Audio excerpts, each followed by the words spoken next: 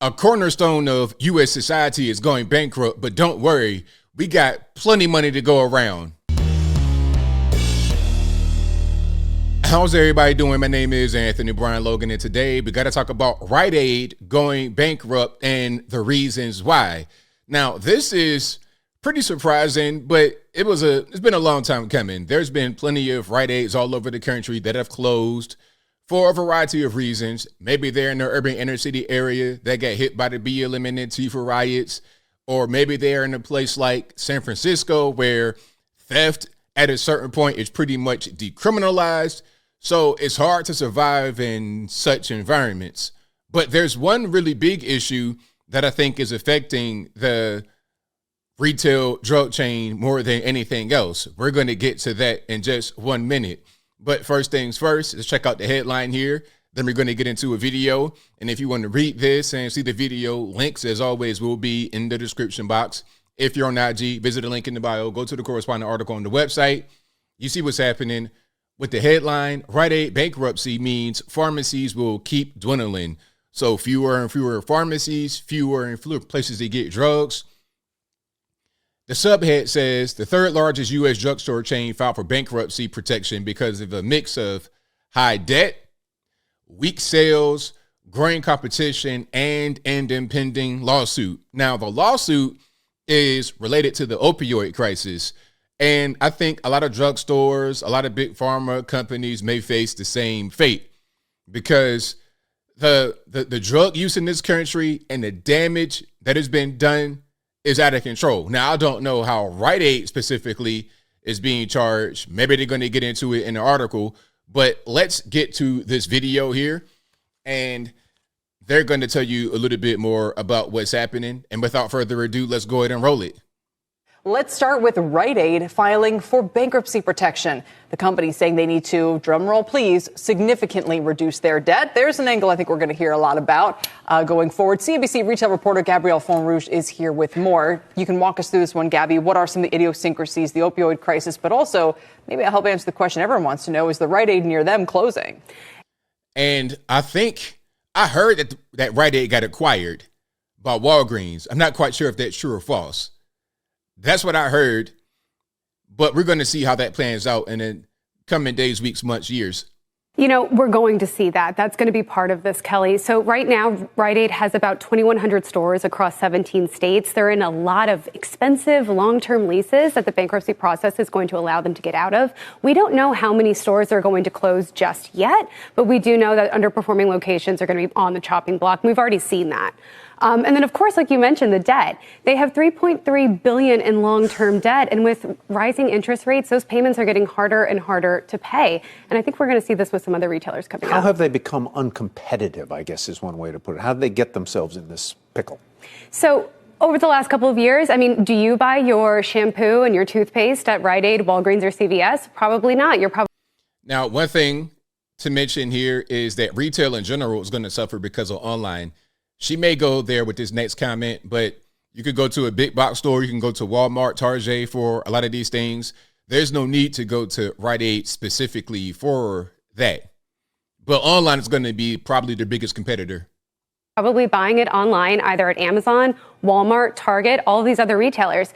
The retail experience at drugstores has just become untenable. You have to wait 10 minutes for somebody to unlock something for you. Now you can just order it from the convenience of your home, have it delivered right to you. So what we've seen Rite Aid's bigger competitors do, Walgreens and CVS, they've been leaning into a healthcare model. They want to be your neighborhood primary care because they're seeing the writing on the wall that retail is kind of dead for drugstores. And even those stocks haven't been doing that great. And they haven't, you're right. And so Rite Aid is kind of still stuck in the past. They're really still all about the pharmacy, all about the retail. They haven't been able to compete. And so the other companies have gotten into pharmacy benefit management and providing healthcare clinics and giving shots and so forth. Rite Aid has been slow to catch up there. Yeah. I think what they're getting at here and what they've been saying is that Rite Aid is old school. I grew up going to Rite Aid, going to the corner store, but this is before Amazon. This is before just the ease of online shopping, way before that. So a lot of things are kind of going the way to dodo bird. They're becoming extinct. Your retail, brick and mortar, malls, shopping malls, interior locations, like one big building, those are going extinct. The old school way of doing retail is coming to an end. Yeah, exactly. We had Walgreens. They have they're going to be setting up primary care clinics. It's going to be like the urgent care, CVS. There's been major acquisitions on this space, and that's allowed them to compete and kind of stay ahead of the time. Yep, it's just there for a flu shot. Yeah. Didn't buy anything, though. There you go. Get everything. There it is. So that's what's happening right now with Rite Aid. Now, let's get back to the article here and see if we can get a little bit more information about what's happening and the state of retail in the U.S. going forward. But again, the lawsuit, the opioid crisis, let's see if they touch on that. So they might close between 400 to 500 stores. CVS is closing 300 stores per year, a process that began last year and is expected to continue into next year. And Walgreens announced in June that it would close about 150 U.S. stores by next summer. So all these old school corner store drugstores are shrinking down and or just going out of business because they cannot compete with the big box stores. So you would just go to one place to get everything. You go to Walmart, go to Target. You go to Target, you can get whatever you need. You want to get home decorations, some of your drugs, food, whatever you need. Video games, clothing, it's all right there in one spot. One-stop shop. You want to get any other little thing like toothpaste, you could get that on auto ship on Amazon straight to your front door. There's no need to even leave your house. So where does that leave Rite Aid? Let's keep on going here. At the same time, like I said, big box chains like Walmart and Target are opening pharmacies in their stores, and more people are getting their medications delivered through apps. Wow, so I don't even know about the apps. I'm not even up on that because I don't have any medication. I don't take any drugs or anything, so I don't even know about that. That's something different. So are you guys able to get medication delivered right to your home from an app? Is that a thing? Wouldn't that be kind of suspicious and dangerous because you could be getting I guess you got to get certain types of drugs, some of your opioid, maybe your controlled substances. Maybe you got to go to a pharmacy to get that filled because that can easily be abused by people that are hooked on the drugs. Let's keep on going. So the neighborhood pharmacy, that's declining. I remember this talking about Ozempic. Walmart says weight loss drug users are buying less food. And that's something else to consider. When you go into these big box stores to buy everything, these stores are tracking what you're doing. Okay, are you going to Target? I'm not sure if Target does it. Probably. You might go to Target and buy a home decoration.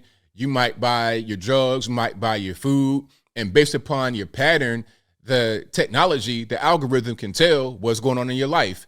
They can tell if you got a new baby on the way, if you're moving, if you are on Ozempic and you're not as hungry, you're not buying as much food.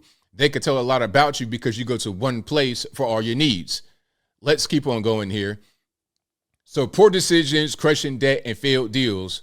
Rite Aid's bankruptcy filing wasn't a surprise because the 60-year-old chain has been in dire financial shape for a long time. It has lost money in each of its last 6 fiscal years. It had already been closing stores to cut spending, and it was looking at a $1 billion charge related to its role in the opioid crisis.